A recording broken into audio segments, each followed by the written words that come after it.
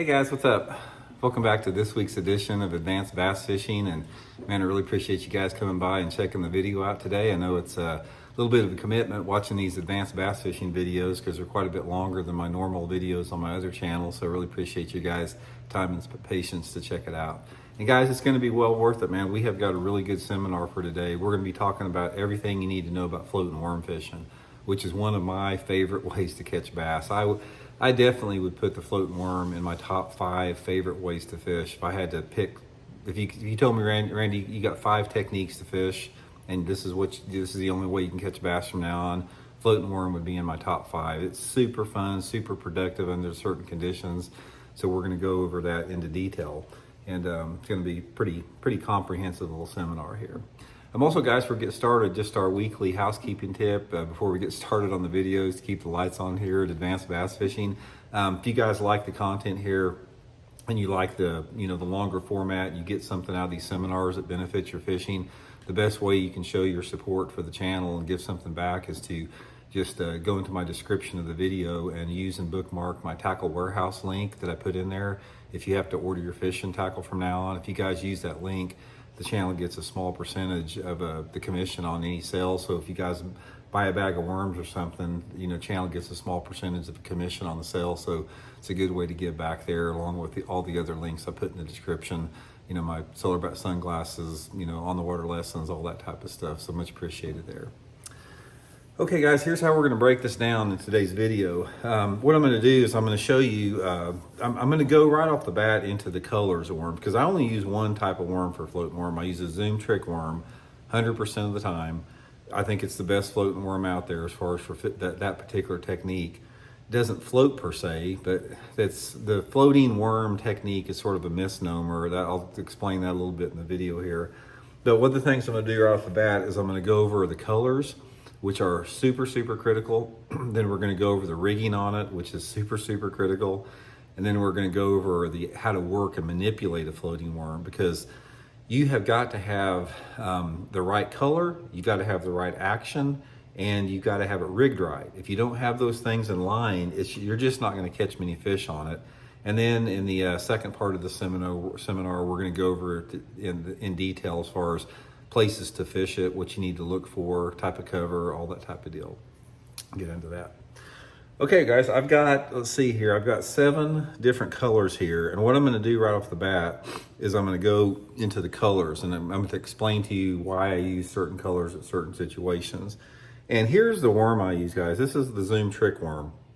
And when you're talking about the floating worm, the floating worm came about before the trick worm did. Initially, the floating worm was just like it said. They had worms that had this buoyant plastic and almost like some foam in them, and they floated on the surface. There was one worm called like a Danny Joe Humphreys or something, and when you threw it on the water, it laid on the surface of the water.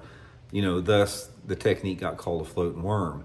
But fishing a floating worm on the surface is not how you want to fish it. When you're fishing a floating worm, you want to fish it subsurface. So I fish it anywhere between just an inch under the surface. Sometimes I'll break the surface, sometimes down to 5 or 10 feet. I mean, we'll go into those situations in the later part of the seminar.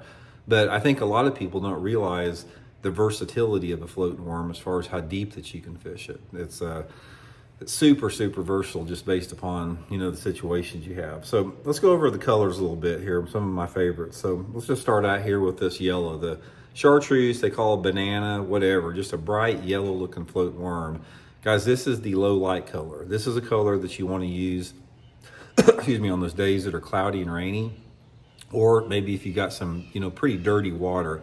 I don't fish a floating worm in dirty water. About the most off-colored water that I will fish a floating worm in is maybe like 1.5 to 2 feet. Ideally, I like my floating worm water to be, my visibility to be between 3 to 10 foot in visibility, although you can catch some in some off-colored water. And if you're fishing that water visibility of like 1 to 2 feet, this bright yellow banana looking color is the one you want to go. But I've done really good on this color on rainy days.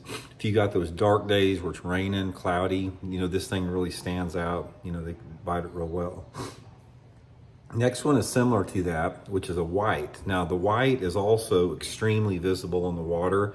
So the conditions that the white works good in are pretty similar to the chartreuse, except white.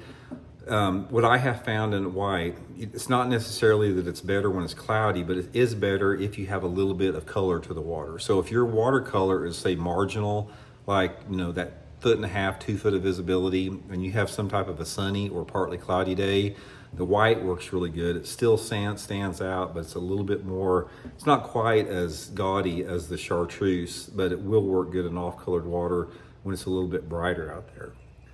Next one is probably one of the most famous colors of all time, and that's the old bubblegum worm. This is actually cream here. I just had it in the box here.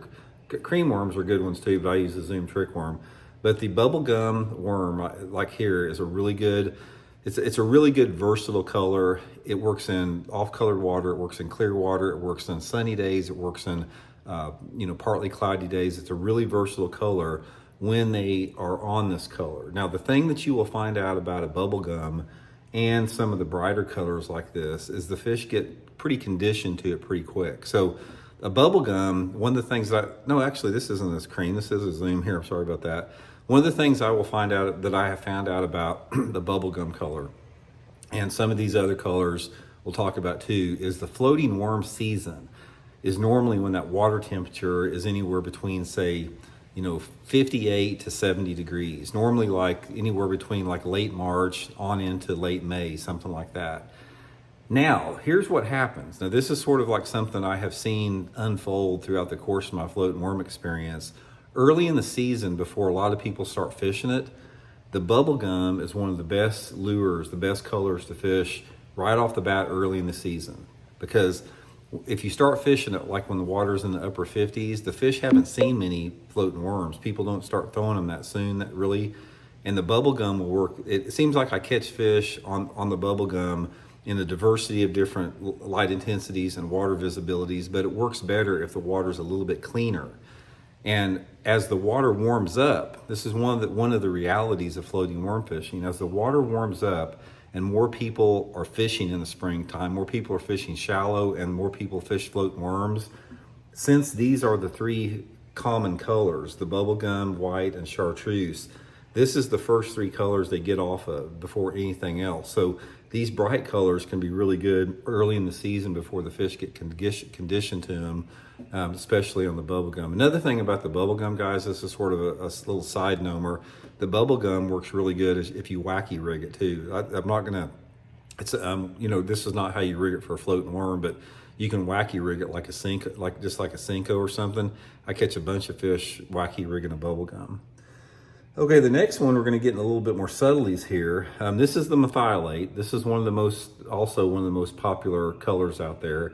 The methylate is a really good clear water worm if you have cloudy conditions. So the methylate's one of my favorite. If I've got water visibility like over 4 foot and I've got a cloudy day out there, methylate is really good because it's bright a little bit, but at the same time it's subtle. It blends in. If you put a bubble gum next to like this worm in the water, a lot of times you can't even see this one in the water coming through the water. You can see this real good, but the methylate, it creates a super, super unique look. And out of all the years I've experimented with it, I don't catch hardly anything on methylate if the water visibility is less than 4 feet. I don't do that good on it if it's sunny or partly cloudy. It's a good clear water, cloudy weather color. It's one of my first choices for that.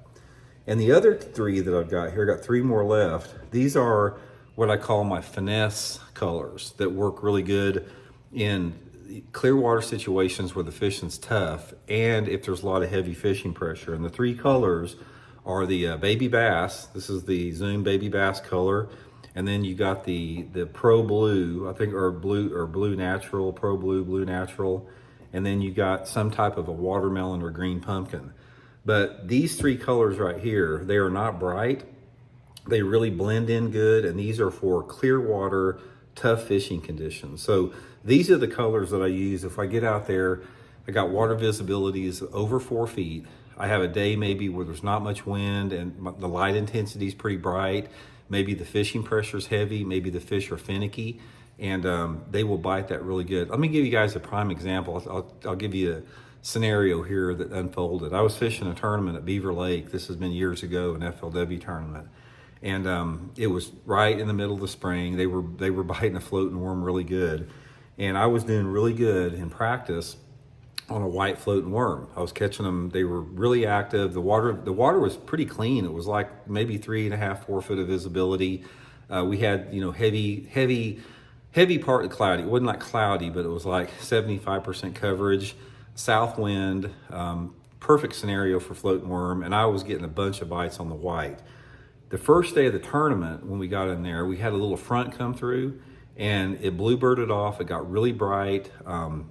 Obviously, the fishing got a little bit tougher and they wouldn't touch the white, but I caught them really good on a watermelon color because the watermelon in that bright sunlight condition, tougher fish are not quite as aggressive. They're a lot more apt to hit a subtle color like a watermelon or green pumpkin.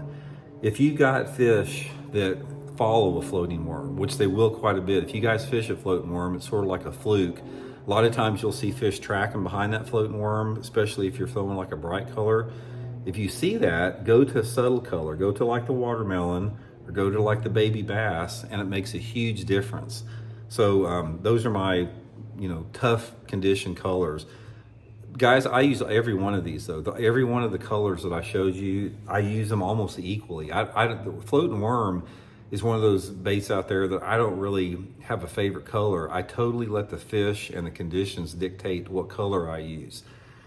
A lot of times what I'll do is if they're biting a floating worm and I know they're in that mood to bite one, I'll experiment. Even if I'm catching them on like a white or whatever, bubble gum, I'll experiment with colors until I figure out the one that the fish are more aggressive on and they just prefer over another, because a lot of times you don't really know. That's sort of a foundation I gave you there for it, but a lot of times you just have to experiment day in and day out. But colors are extremely, extremely important in a floating worm. It's probably close to the same with jerk baits. Jerk baits and floating worms, since they are visual baits, color is super important. A floating worm has no sound to it, so it's a total visual strike, a visual, impulse strike to the fish. So that's why color is so critical with it. Okay, guys, I'm gonna take a quick break, gonna get back, and then we're gonna get into how to rig everything. So I'll be right back. Okay, guys, we're back. Now we're gonna get into I'm gonna consider this, if not the most important, one of the most important parts of fishing a floating worm, and that's how you rig it. If you don't rig the floating worm straight or right, not straight, but if you don't rig it correctly, you're simply not gonna generate the strikes, because a lot of people, they'll just rig a floating worm. Let me sort of show you how they'll do it here. This is how a lot of people do it. This is like the worst way that you can possibly do it, is they take an EWG hook, which is, seems like this is the most popular hook that people use for it. They thread it on about 1/4 of an inch, and then they just Texas rig it. A lot of people they'll come like all the way through it like that. And they'll just Texas rig it like this. Guys, this is not how you want to rig a floating worm. This is absolutely the worst way to fish a floating worm. There's no action on it. It's like when you twitch this thing through the water, it's just sort of going to go straight. It could go a little bit sideways, but there's nothing about rigging it straight that creates the action like what I'm going to show you guys how to do here. So never do it like this. Bad deal right here. Here's how you want to rig it. This is a setup that you want to use. First of all, let's talk a little bit about the line setup on there. Now, I use 2 different type of line setups with my floating worm.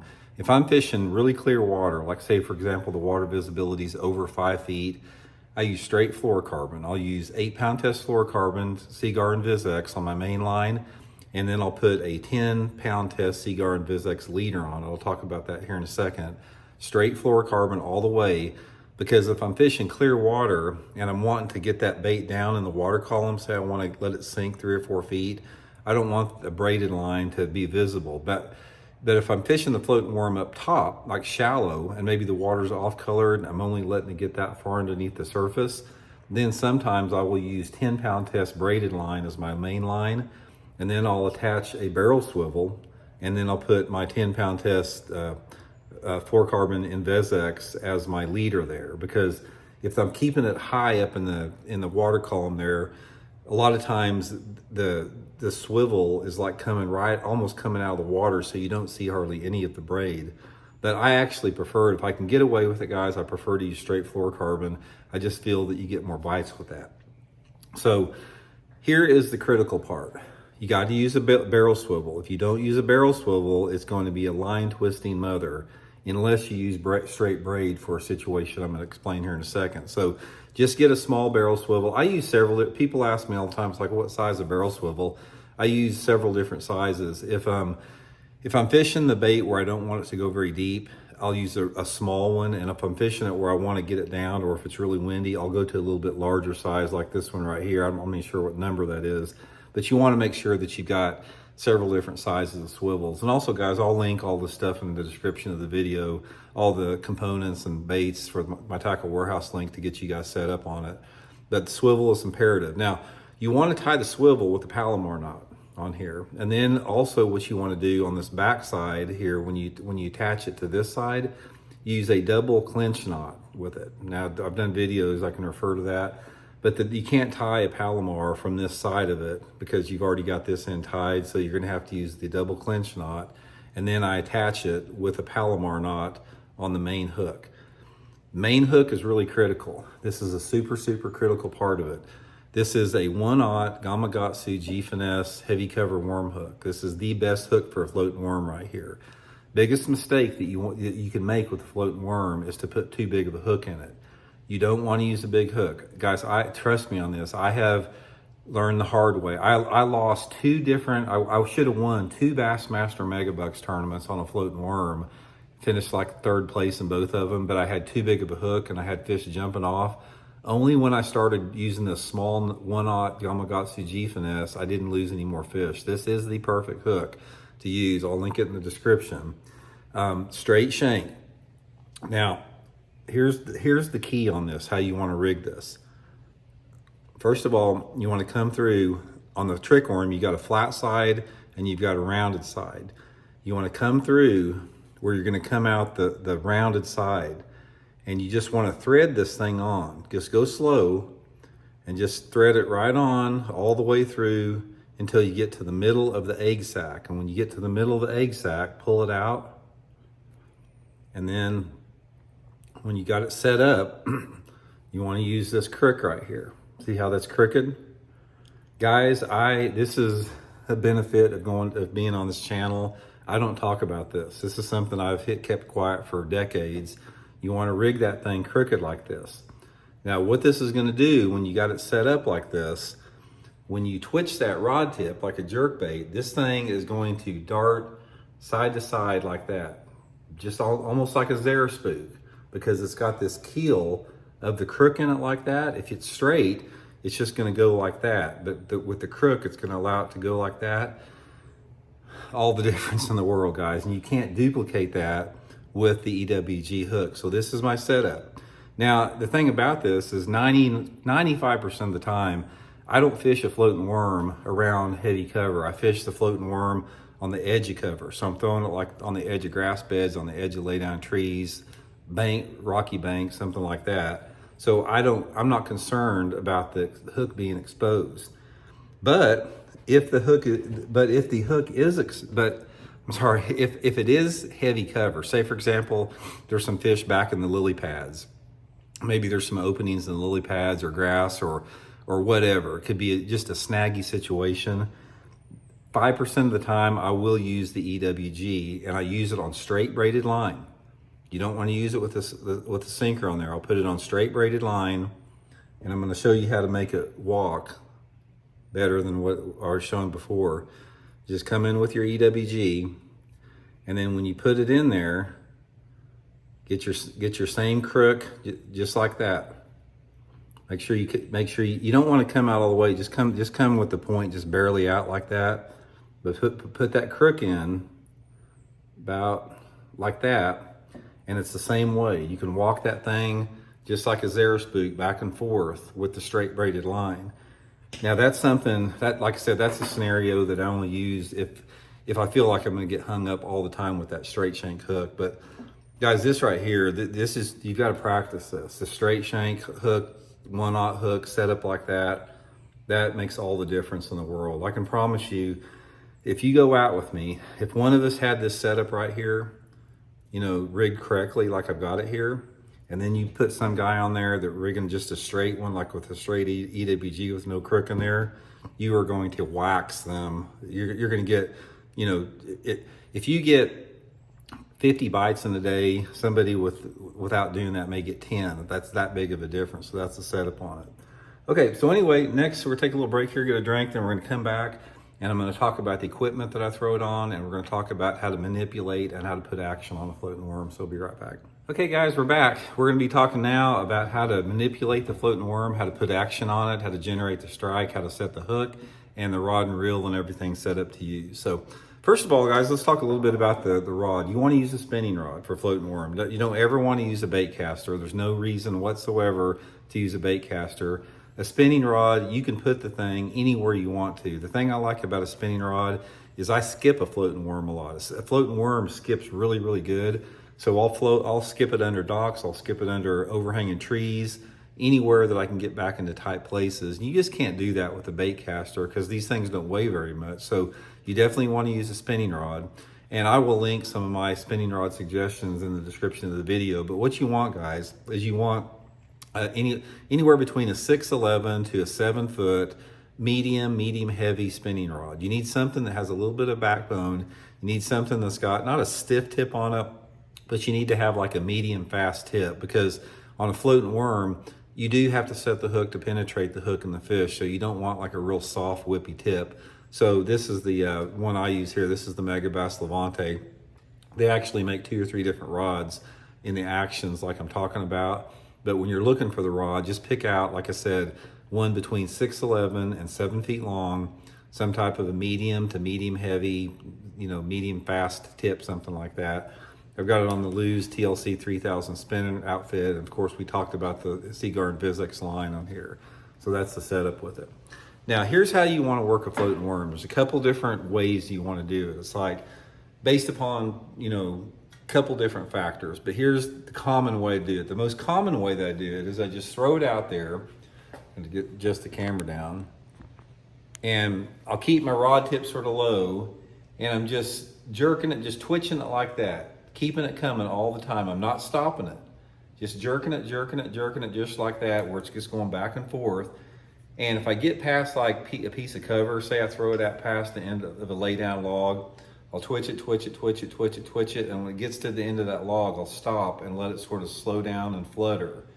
But when I'm working it like this most of the time, the depth that I'm working it at, it depends on a lot of different factors. If the fish are aggressive and they're wanting to come up on a bait, I keep my rod tip about 9 o'clock position, keep working it like that, keep the bait high up in the water column, keep the bait visual all the time. I want to be able to see the fish, how they react to it. And that's the primary way that I like to fish it. Now, if the conditions are a little bit tougher, let's say, for example, the wind's not blowing much, it's a little bit brighter, that's when I will let it sink. So I'll throw it out there sometimes, let it sink in that clear water, maybe let it sink for 5 or 10 seconds, and then I just slowly start working. Let's go boom, boom, boom, boom. So that worm's just going like this through the water, anywhere between 5 to 10 feet under the water, just almost like you would fish a jerkbait, like a slow motion jerkbait like that. That's the main reason. Another way I like to fish it is sometimes if the fish are really shallow, I'll throw it up there, I'll keep the rod tip high, and I'll just shake it while I reel it like that. So it's just sort of skittering just barely into the surface, maybe breaking the surface just a little bit. But the speed that you want to work at, that's the 3 different rod positions and the action I put on it. But the speed, as far as how fast you work it, as far as boom, boom, boom, boom, or boom, boom, boom, has a lot to do with a couple different factors. It has to do with the clarity of the water and the water temperature. For the most part, the clearer the water and the warmer the water, the faster you need to work a floating worm. Let's say, for example, we're getting up in mid-May, water temperatures are 70 degrees, excuse me, and the water's pretty clear, it's bright out. I don't want those fish to get a good look at it. So I'm gonna be working that thing pretty fast so it's sort of going crazy like this, darting through the water. But if the water visibility is a little bit more stained, say I've got that water visibility of around 2 feet, I want the fish to have a chance to get to it and look at it a little bit. So that's when I'll just slow it down a little bit, sort of just, work it half as fast. But some of my favorite ways to fish it, which a lot of people don't, is working it really fast in that clear water, bright conditions where most people, can't generate a strike any other way. If I'm fishing it around grass with no weight, with braided line and that Texas rig like I talked about with the EWG, sometimes I will work it pretty slow there. I'll keep the rod tip high and just try to keep it slow where that bait's just barely moving along the water. But ultimately, you just have to let the fish, tell you what they want. Another thing about it is the hook set is super critical on a floating worm, because you can miss so many fish on a floating worm, and you wouldn't think that you would miss fish, because when you got this exposed hook like this on here, and a fish bites it, it's like, how in the heck do they come off? But they will come off. So a lot of times when a fish bites a floating worm, guys, they get it by the tail. I've seen them many times where they just come up and grab it, and I see them swimming down the bank, and I know they don't have the hook in their mouth. They just got the tail of it. That's one way that they'll do it. So the thing that you want to do on your hook set is when you throw it out there and you're working that floating worm like that, if it's visual, it's a lot easier because you can actually see if the bait's in the fish's mouth or not. But sometimes the sun may be at a weird angle, or there may be a little ripple on the water and you can't see it. But when you throw out there and then when you get the bite, it doesn't matter if you can see the bite or if you can't see the bite. Resist the urge to set the hook. That's the worst thing you can do. The number one worst mistake you can make in floating worm fishing is to set the hook as soon as you see the fish hit it or when you feel the fish hit it. Work it out there and you're working, and be mentally prepared for it. It's like, work that floating worm and be mentally prepared for that fish to come up and just hammer it, and don't jerk back like a live nerve ending.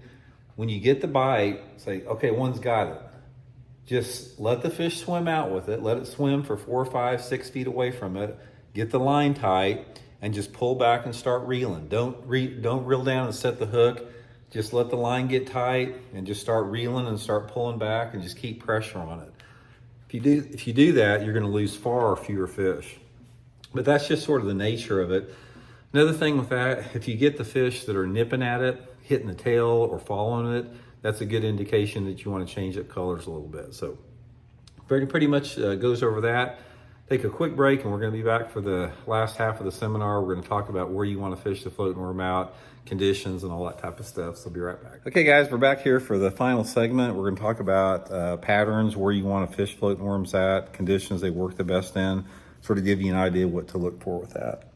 Now, first of all, out of all the floating worm fishing I've done, and I've been fishing the floating worm since the early 1990s, I've had a lot of experience as far as different scenarios and seeing what works and what doesn't work. I've just spent a ton of time with, I can't tell you how much time I've dedicated to this technique. And here's what I found out about it. There's 2 windows where a floating worm works good. The first window is in the springtime, when that water temperature is, like I said, between upper 50s to around 70 degrees. So that window, depending upon what part of the country you're in, is usually between, like, say March and May, in that time frame there. And then there's another window in the fall time of the year, like in October, when that water temperature starts falling back down into the 60s. Obviously, wintertime is not the time to fish a floating worm, and summertime is not the time. I have not hardly caught anything on a floating worm during the summertime. It's just been in the springtime and the fall when you have those right set of conditions. One of the things that you'll find out about a floating worm is that the bass, they're either on it or they're not. In other words, what I'm talking about, it's like when you fish a floating worm, you're probably going to either do really good on it or you're not going to catch anything on it, because the fish have got to be in a really certain type of mood to bite the thing. It's just one of those things in bass fishing, one of those mysteries. But the way that a floating worm works through the water column and the action that it has and the presence that it has in the water, the fish have got to be in that right mood. And that right mood a lot of times is indicative of the season, like I talked about. And it's also indicative of the weather conditions. Weather conditions for a floating worm are extremely critical, because it has everything to do with them actually committing to eat the bait or just looking at it, as far as if they're going to do that or not. Here's the ideal scenario that you want on a floating worm. It's a situation where you have a normal or above average normal temperature day. Your predominant wind direction is out of the south or west or southwest. You have a light wind. Normally I like either calm or just a barely little ripple on the water, and some type of overcast. I prefer cloudy. So if you say, Randy, what's the perfect scenario for a floating worm? I would tell you, give me 65-degree water, give me water visibility of about 4 feet, give me like a 5 mile an hour at the most south wind, and you're calm to 5 mile an hour south or southwest wind, maybe west wind, and give me an overcast day. Not like a super dark rainy day, but just an overcast day. If you got those conditions, you have a perfect recipe for floating worm fishing. The times that you want to put that thing in your box and not ever take it out is, guys, if you have a cold front that goes through and you have your wind switch around to the north and you lose your cloud cover, you might as well not even take it out of your rod box, because they will not bite it worth a dang. I'm telling you, they'll look at it a lot of times, but they won't bite it. I learned that the hard way. I fell on my butt and too many tournament days after I had awesome practices on a floating worm under the conditions I talked about, and then we had a front come through and it just goes away. So do something else. If a front comes through, do not fish a floating worm, because they're not going to bite it hardly at all. So weather conditions, a scenario, that's that type of a thing. Now, where you want to fish it at, a lot of it, again, depends on the lake that you're fishing. I've done well all over the country on a floating worm. Guys, I have literally caught bass on floating worm everywhere from Lake Mead in Nevada to Florida to New York, down south in Texas, everywhere in the country they'll bite it. And what you want to have with that is, like, for the most part, you've got to look for those type of areas where you think those fish are going to be shallow at, because a floating worm is a shallow water bait. So you're looking for those fish in the same type of area that you would be target fishing with other type of power baits. So prime example is, like, if you go down a bank and you've got lay down trees, docks, stumps, anything that you normally would be flipping or pitching, throwing whatever around, that's where you throw the floating worm. It's like, if I'm fishing here in this part of the country and I go back into a cove that's got some good looking cover, like lay down trees or docks, I may have the option of pitching and flipping a jig around it, or throwing a chatterbait, or floating a floating worm, but I'm fishing it around whatever excuse me, obvious cover that you have. If you're on a TVA lake or somewhere down south, it could be lily pads, it could be grass, shallow hydrilla, shallow milfoil, boat docks, stumps, whatever. Target fish on a floating worm are going to be a lot better if you have some type of brighter conditions that throw off shade. So if you've got a day where it's sunny or partly cloudy, concentrate fishing that floating worm around targets that provide ambush points with shade. So that's when I like to skip that floating worm in around areas where I can throw it into that shade. There's not a better bait to catch fish out of a shade line than a floating worm under those conditions that I talked about. They'll absolutely hammer like that. Now, other conditions is like if you have those cloudy days, that's when those fish roam more and they get out more on open banks, and you can just go down the open banks. I caught them on gravel banks, bluff banks, rocky banks, riprap banks, clay banks, any type of a bank. The fish will get shallow and just burn the bank, cover water, make long casts, keep the bait within sight, and just fish, down the bank like you would a crankbait. In the springtime of the year, I'm obviously concentrating on the same type of areas that the fish are either getting ready to spawn in or spawning or just hanging around. So coves are perfect places to fish it. Spawning coves, wherever you think those fish are shallow at, it's going to be a really good area for it. In the springtime, that is. Now, in the fall time of the year, you're opened up a lot more. It's like the fish don't use the coves as much in the fall time of the year as they do the spring. So in the fall time of the year, a lot of times I'll move out on the main lake. That tournament. I almost won the Bassmaster Megabucks tournament at Lake Murray. I finished third in the tournament, and I was leading it going into the last day, catching everything on a floating worm, fishing main lake points. I was just getting out there on those main lake points and just casting to the bank with it, running and gunning main lake points. We had cloudy days, perfect scenario for that. So it's like anything else. You throw it where you think the fish are at. If there's some fish in that area that will come up on a bait, that is the place that you want to fish it. You don't want to fish floating worms anywhere where the fish are locked down to the bottom where they're not coming up, or in water that's too deep where those fish won't come up on it too. But probably another good, like something you can relate it to here is if you guys fish a swim jig much, anywhere that you can catch a bass on a swim jig is a perfect scenario for a floating worm. It works really, really good. But if you gave me, okay, Randy, give me the ideal, perfect place, condition, everything to fish a floating worm, this is what it would be. It would be fishing like in April or May, getting in those spawning coves on a cloudy day, warm day with maybe not much wind, and just meticulously and methodically working down the bank and fishing anything I come to. If it's an open bank with no cover on it, I'm just fishing the open bank with the rock. If there's any targets to fish there, I'm hitting all those targets. So just covering that shallow water. That's another good thing about this bait. You can cover a lot of water with it depending upon how fast that you work it. So anyway, guys, that's just a few tidbit tips on floating worms. It's a super fun way to catch it. There's very few techniques in bass fishing that are as fun as like when you're working that floating worm and that water's clear and you can see that floating worm coming through the water.